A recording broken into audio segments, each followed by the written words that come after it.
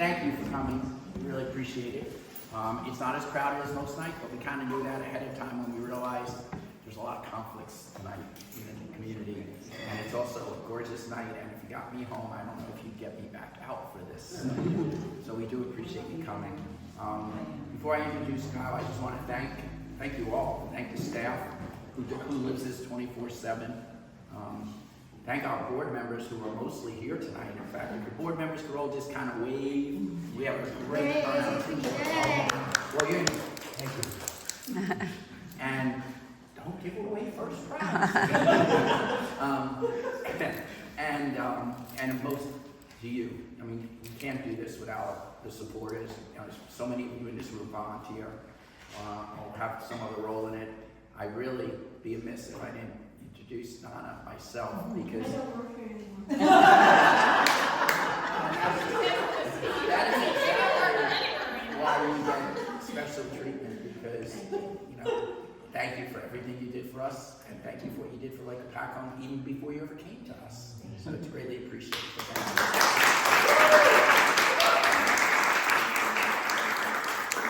you. With that, I think it's a good news story this year.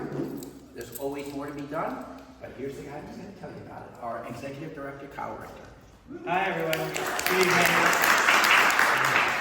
As Marty mentioned, thank you all for coming to our 2026 annual meeting. It's just an opportunity for the foundation to share some of the things we've been working on, some of the things we hope to be working on, with the caveat that the foundation board and staff is actually hosting a strategic planning session this coming Saturday. So we'll be working on developing a new strategic plan for hopefully the next 5 years, going through at least 2030 or 4 years. So out of that, we hope to come up with a vision for what the future of the lake might look like.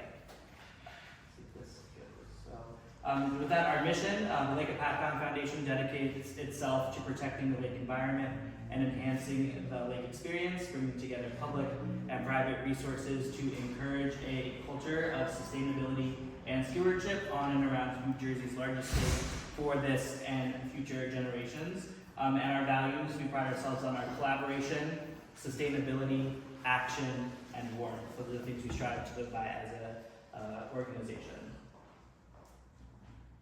And we do our mission, or work to achieve our mission, through 4 key pillar areas.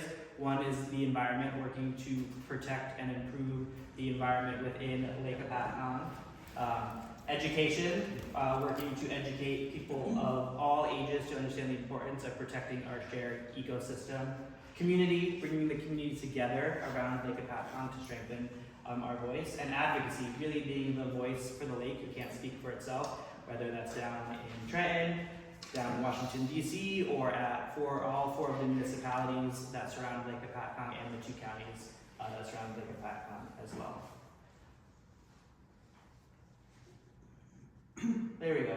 So how do we do this? Well, so with our staff, so myself, I'm Kyle Richter, our Executive Director.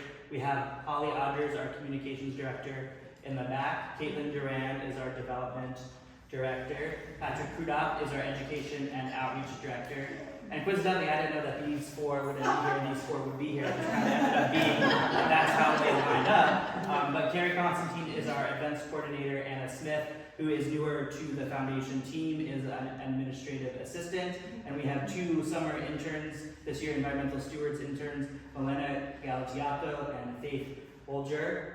And as Marty mentioned, and took away some of what I was going to say, if you were a long-time foundation member, you might notice a familiar face missing from this screen.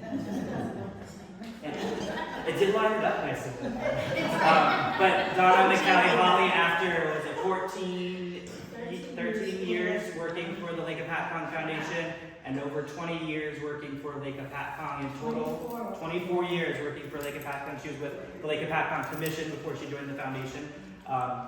Decided to not work anymore is the phrase she's using instead of retired, and we thank her for everything she did. We would not be in this building without all of her grant writing work and experience, and the lake would really not be what it is with some of the programs that she helped develop out there and get running.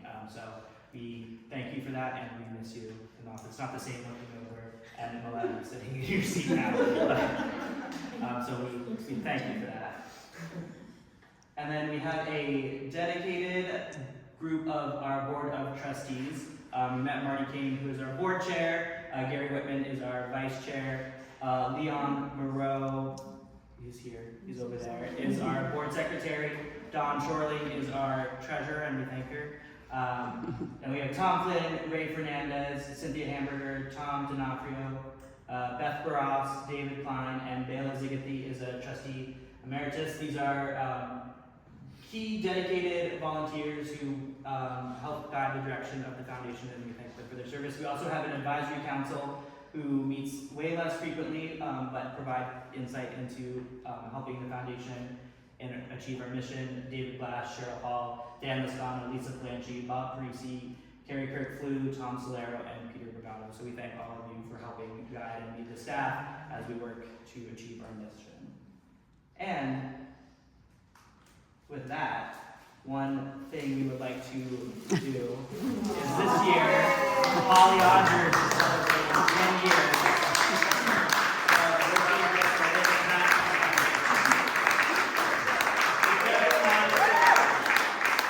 especially for an organization that is only 14 years old. So we thank you, Holly. The second person to reach this milestone after Donna. So, I didn't know if you wanted to say a few words or yeah. I can record. And I think you have to stand over. You guys are close. Just a little bit this way.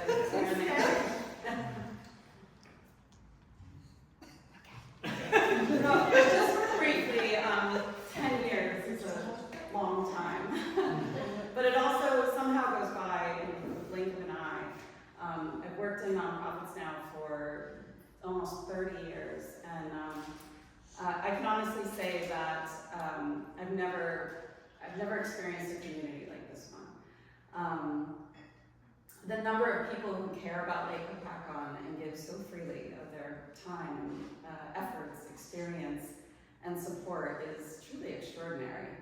I've worked for a decade now. I've been privileged to work and grow programs that support the lake and our community. But when I think back on those 10 years, what really stands out to me is the people. What started as colleagues and volunteers and partners has really turned into friends. So I'm very grateful for that, and thank you for this recognition, and thank you all for making these 10 years so meaningful.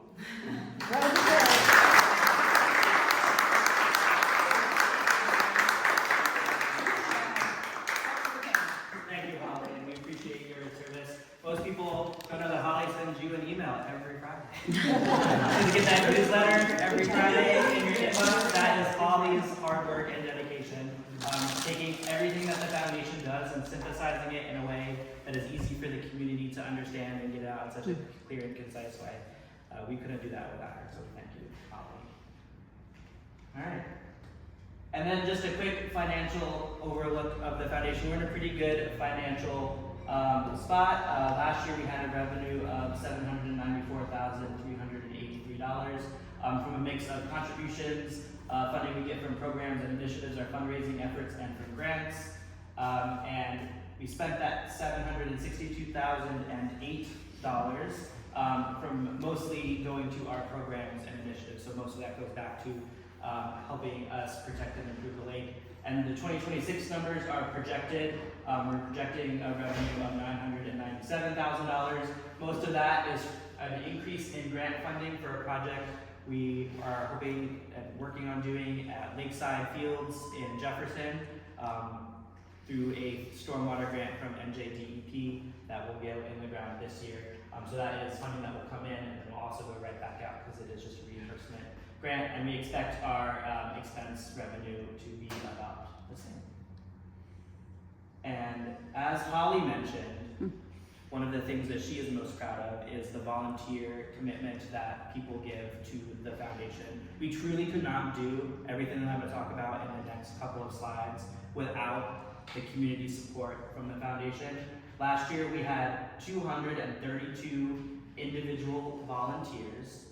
So that's, people volunteer for more than one event, but that's 232 unique volunteers, unique individuals who contributed 4,500 hours worth of their time. And the independent sector puts a dollar amount on that, and if you take that dollar amount per hour and times it by that 4,500, you get $166,365.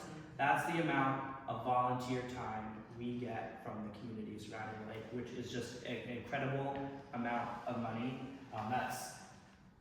If the community didn't give us this support, we would have to raise that much more money to be able to do the work that we do. So we truly appreciate each and every one of you for your volunteer support. That's incredible. I've worked at different nonprofits. I talked to a lot of other nonprofits, and one of the things that people always ask me when I'm talking to them, I chair the Morris County Chamber of Commerce's nonprofit roundtable. One thing question people always ask me is, how does the foundation get all of those volunteers? You say it's the community that really buys into the lake. So we truly appreciate all of you for that support. And if you're not one of our volunteers, there's always time to volunteer. You can always use your help for one of our projects. So what we're going to do now is I'm just going to kind of give you a high-level overview of some of our projects that we worked on in 2025 and what we see in store for them in 2026. Breaking this down by each of our pillars, so we'll go through environment, education, community, and advocacy. So for environment, we developed an early detection invasive species management plan through a grant from the New Jersey Audubon Society. Donna helped us get that grant, and then through that we're actually able to apply for another grant that is supporting our 2 summer interns to do some aquatic invasive species monitoring with eDNA on the lake. We collected 22 tons of boat shrink wrap to be recycled, and the shrink wrap program is just ending, and in the next week we hope to have the totals for this year as well. But when we started that shrink wrap program 3 or 4 years ago, the first year we collected 7 tons of shrink wrap, and now we're collecting 22 tons. And while the program started out just being a Lake Hopatcong specific, on the community drop-off day, I was getting a whole bunch of people growing. I was like, oh, where on the lake are you? And they're like, oh, I'm from Cranberry Lake, I'm from Green Pond, I'm from this lake. They're like, I'm just driving around so that they can recycle it so that it doesn't go into our landfills, which is incredible. 171 invasive water chestnuts were hand-pulled by our Water Scout program. So that's our volunteer program. So if you were interested in volunteering and love to kayak, you can get out on the lake and go and pull, scout for water chestnuts and hand pull them so that our lake does not get taken over with that invasive species. We are doing a really great job on Lake Hopatcong at keeping the water chestnut at bay. This is a program that Donna took charge of when she was at the foundation and really helped get to where it is today. Landing channel restoration project. So this is a big project that we're working on. It's going to be a multi-phase project. So everybody knows, or hopefully knows, landing channel is the southern end of the lake. Patrick, if on that map you want to just point to it everywhere so everybody sees it. So landing channel is actually a man-made section of the lake that was made for the Morris Canal. And historically, over the years, it was periodically dredged to remove some sediment that would fill back into the lake. And the last time they dredged it was in the early 90s, and it hasn't been dredged since then. So there's actually 8 feet of sediment in different areas of landing channel that should not be in the landing channel. And there also was an island in landing channel called Floating Island. People might remember it. If you go out there now, it doesn't look like it does even in that picture because it's a lot less of an island-looking thing. There's a few trees sticking up out of the ground. So this project that we're looking to do, and we worked with Roxbury Township and Highlands Council to get some engineering study designs done, is to dredge the island and use the dredge landing channel and use the dredged material to remake the islands that we're going to be creating beneficial habitat. This is the type of project that is done all the time down at the shore. This would be the first time that a project like this would be done on an inland freshwater body, at least in the state of New Jersey. So it's kind of a novel project. We've been working very closely with NJDEP and have had a number of meetings with them. And we have a lot of the engineering designs done. The cost to do this project is a lot of money, so it will be phased over a number of years.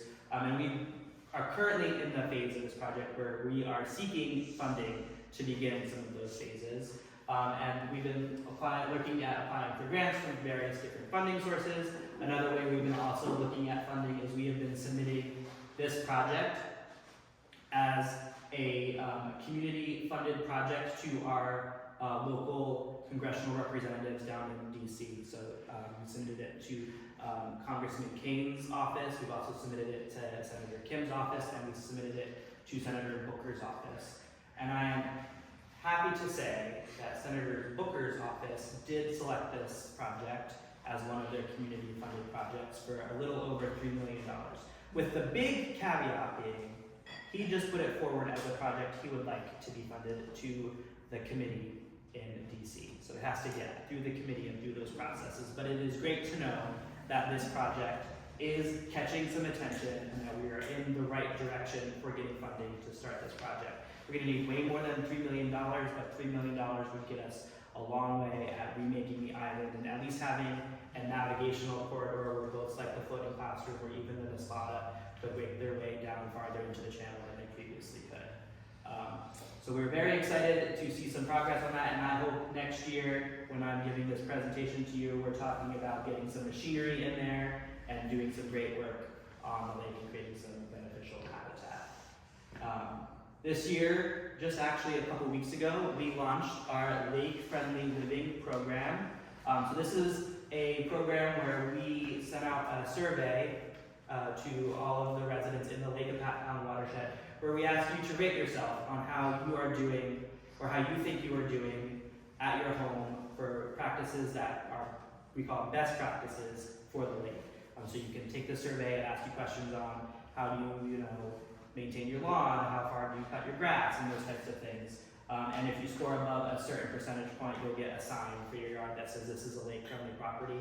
It's been out for almost 2 weeks now, and we've had an incredible response. I think we're up to 40 or so properties that have actually qualified as lake-friendly.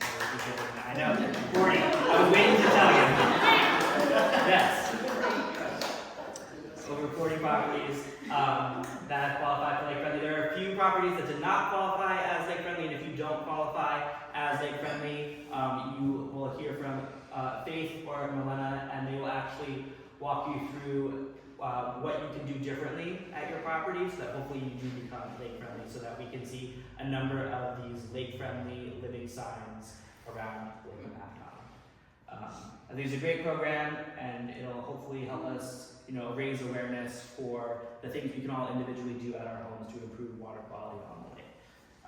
And then we continue to do our HAB monitoring and additional water quality monitoring. We do salt monitoring and through their invasive species monitoring that the interns are going to be doing this summer. They're also taking some other water quality parameters, but just keeping an eye on the lake and making sure if we see anything suspicious, we can contact NJDEP and make sure that something can be done.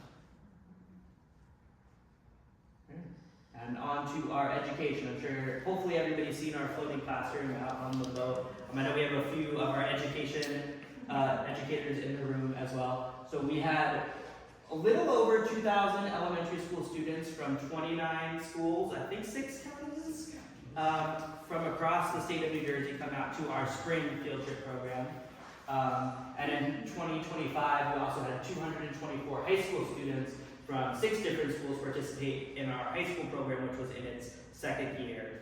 So we are reaching an incredible number of students. They get to go and experience Hopatcong State Park. They get to go to the Enviroscape and learn about how their actions can impact water quality on the lake. They get to take a ride on a floating classroom. They get to get into the Musconetcong River and look for macroinvertebrates and learn what that means for the health of the lake. And they get to go on a discovery hike.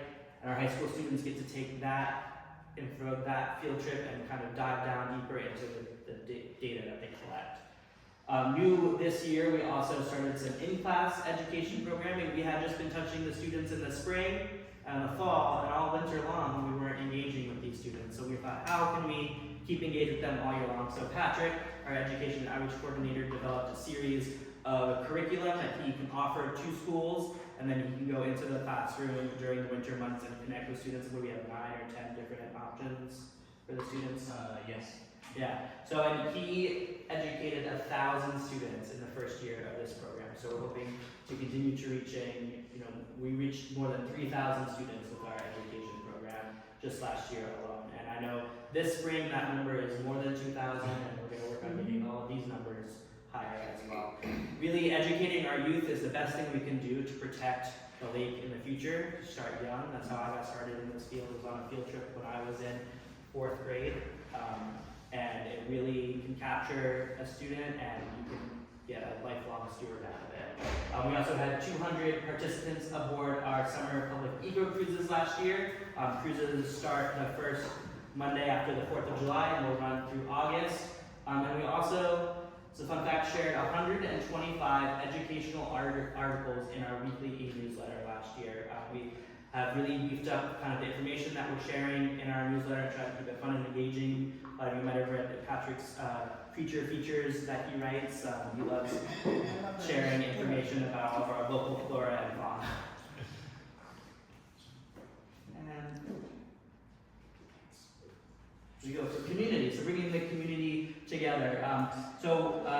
Proud to say we've got 2 new water trails that are on our website and ready for kayaking, and they'll go out in our newsletter not this Friday, but next Friday. And more to come. I think we're very close to launching a 3rd, right? We're getting there. We're getting there. But those are like hiking trails on the lake, so you can take your kayak and go out kayaking along this trail. It's on Google Maps and on our Outer Spatial app, where you can actually follow along, and there's pictures and historical facts that you can follow along and learn more about what you're seeing out there on the lake. I suggest kayaking carefully if you're having your phone out in front of you, or putting it in a waterproof case so it doesn't go at the bottom of the lake. Not responsible for any lost phones.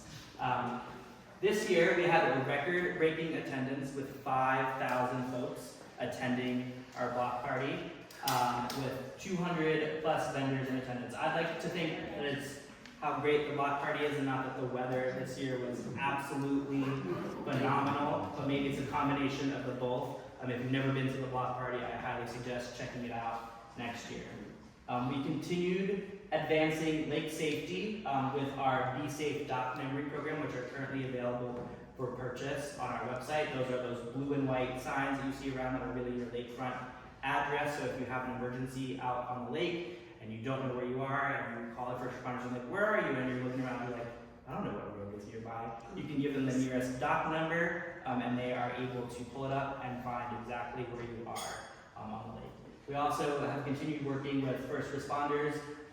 That's the New Jersey State Police Marine Division, Morris County Sheriff, all 4 local municipalities and their first responders, to make sure that people are out there recreating as safely and responsibly as they can on the lake. We go to pre-season meetings with them and post-season meetings to kind of recap. And Marty's also very instrumental in getting the Boating Regulation Commission out to have a meeting at Lake Hopatcong each year. Normally they're like down the shore. It's usually in July, but mark your calendars, it has been moved to September. There's little soccer matches that got in the way of this year. So it'll be in September, still at the Lake Hopatcong Yacht Club. We also have a new updated Lake Hopatcong guide map. So I think many of you know a few years ago, a long time ago now, I don't even know how many years, we released our guide map that is a map of the lake that lists like all of the businesses and roads, and provides a lot of great information on identifying aquatic invasive species. So if you remember, I was talking about hand pulling water chestnut. If you're unsure of what water chestnut looks like, A, ask Donna, she can help you, and B, there's a great description and guide in our guide map. So we've updated the guide map because a lot of the businesses and marinas on the lake have changed names. And the map is also now on our website, where if you pull it up, you can click on the names of the marinas or the restaurants, and it'll take you right to their website as well. But it's a great tool, and they're on the table right in there if you would like to take one with you, or take a bunch and hand them out to your friends.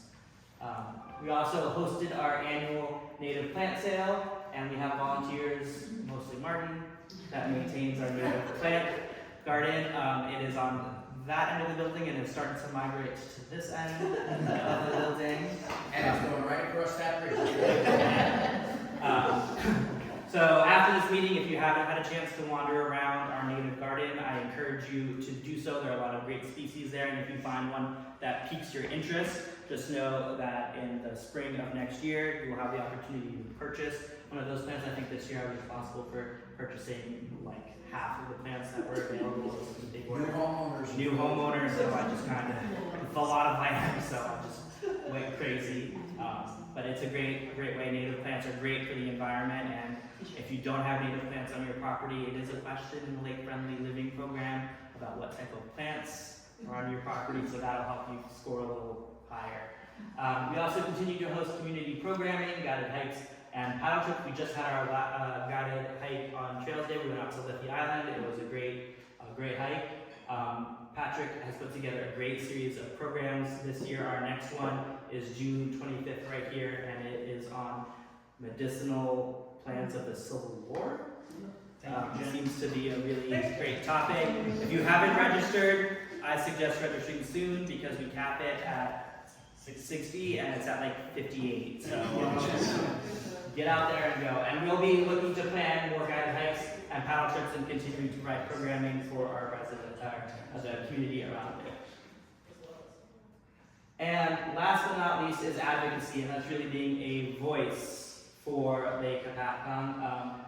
We continue to chair the Public Lakes Alliance of New Jersey, which is a group that the foundation actually started convening back in 2020, 2019, from the harmful algal bloom of that year that we try to forget, but it always comes back to us.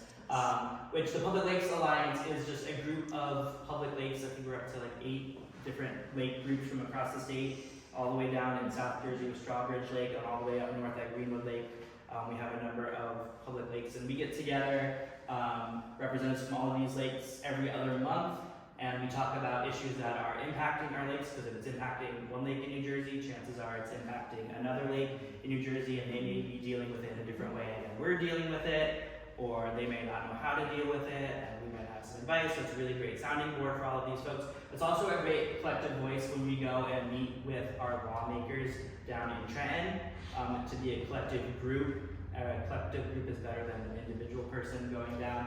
So it's been really helpful at advancing the topic of public lakes within down in Trenton and with New Jersey Department of Environmental Protection. We also participate in the Coalition for the Delaware River Watershed's annual Hill Day in Washington, D.C., where we meet with federal legislators and their staff, mostly their staff, to talk about issues impacting the Delaware River watershed as a whole and increase funding for the Delaware River watershed. Lake Hopatcong is a part of the Delaware River watershed, so all of the water in Lake Hopatcong will eventually find its way down into the Musconetcong River, which then drains into the larger Delaware River basin. So it's all interconnected, but so we do that, and Marty is also the co-chair of the Coalition for the Steering Committee for the Coalition for the Delaware River watershed. So we're very active in that. And we're hoping to see more increased funding for the Delaware River Basin.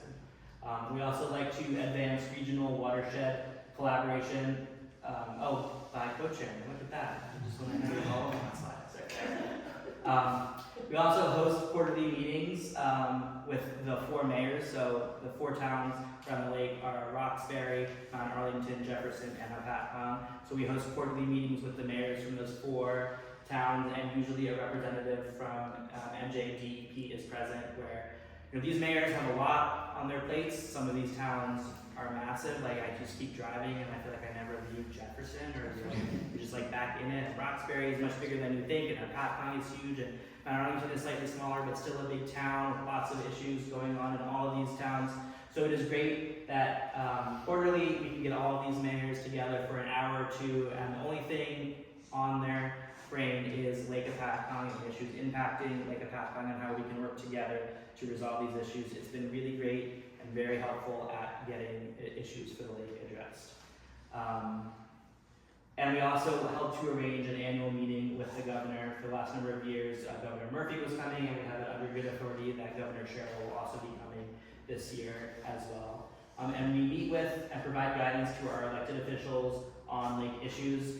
We will meet with anyone and everyone that has any authority or power to help influence and protect Lake Hopatcong. We will take them off the floating classroom, we will show them around, we'll have a conversation with them. That conversation is always focused on what is best for Lake Hopatcong and how they can help us improve the lake.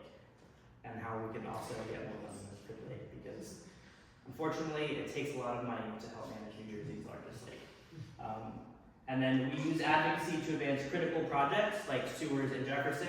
The sewering in Jefferson project started out purely as an advocacy project, having met Congresswoman Cheryl out at the lake so many times, and Mayor Susan in Jefferson constantly talking to her about sewering in Jefferson. And now we're starting to have those conversations to help advance sewers in Hopatcong as well, because Hopatcong is 50-ish%.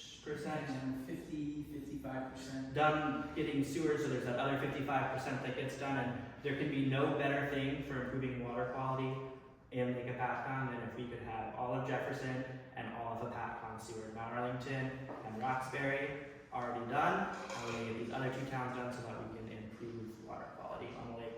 But really just being a voice for the lake at every level of government. And just sharing some upcoming events. I listed a number of them, but June 25th is the Medicinal Plants of the Civil War program. June 26th, the next day, is the Lake Hopatcong fireworks with a rain date of the 27th. And also on the 27th is the Veterans Cruise. That's a great cruise that the Mislata and Live the Lake Lake Hopatcong Cruises puts on. And July 6th is the Eco Cruises start. July 11th is the Lake Hopatcong 250 celebration. You see some posters throughout the room, and if you have questions, see the brainchild of the program, Marty King. He knows all of the details on how to do about that program. Hope it's a great day. We have some commission meetings coming up. July 16th, save the date, is our annual gala and auction. This year it is a sunset soiree, so think hues of orange and blues and purples, right? I'm colorblind. Colors of the sunset. But it's a great evening. This is our largest fundraiser of the year, and it really helps us do the work that we do. All of the funding that is raised that night goes back to all of our programs and helping to improve the lake, whether it's educating our students or we use it as match on a grant for a project that we're doing on the lake. It all goes back to the lake. September 9th is the Boating Regulation Commission meeting. October 4th is the Lake Loop. And if you were used to doing the Hudson Farm Charity Hike for Hopatcong in May of every year, it is actually on October this year, because I'm planning it, so I couldn't do it the week after the block party, or the week before the block party. So we moved it. We switched to Byram, but it promises to be a great day, supporting all of the charities around the lake in Hopatcong. And with that, it was a very brief presentation, but if anybody has any questions, I'm here to answer them. Otherwise, thank you.